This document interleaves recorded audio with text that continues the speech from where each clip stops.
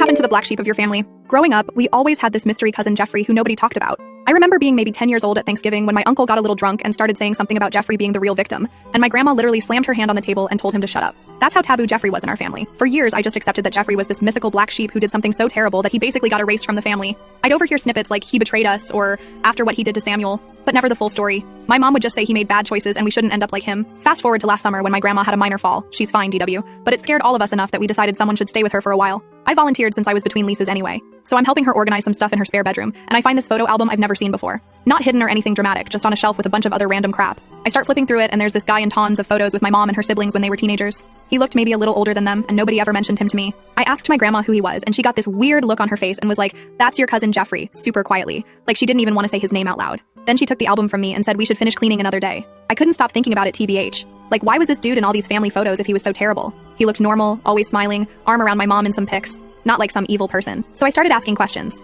Big mistake apparently. My mom completely shut down when I asked, told me it wasn't my business, and to respect my grandma's feelings. My dad claimed he didn't know much, but I could tell he was lying. None of my aunts or uncles would talk except for my Aunt Valentina, who was always the family rebel. Valentina agreed to meet me for lunch, but made me promise not to tell anyone we talked. According to Valentina, Jeffrey wasn't actually a bad person at all. He was my mom's cousin, and he lived with my grandparents for a few years as a teenager because his parents had died. Valentina said Jeffrey was super smart and went to college on a full scholarship, which was a big deal for our family back then. The way she described him was completely different from the family villain I'd imagined. She said he was funny and kind, always standing up for her when my grandfather was being strict. She actually started crying when she talked about him, saying she missed him every day and it wasn't fair what happened. When I asked what actually happened, why he was cast out, she got all panicky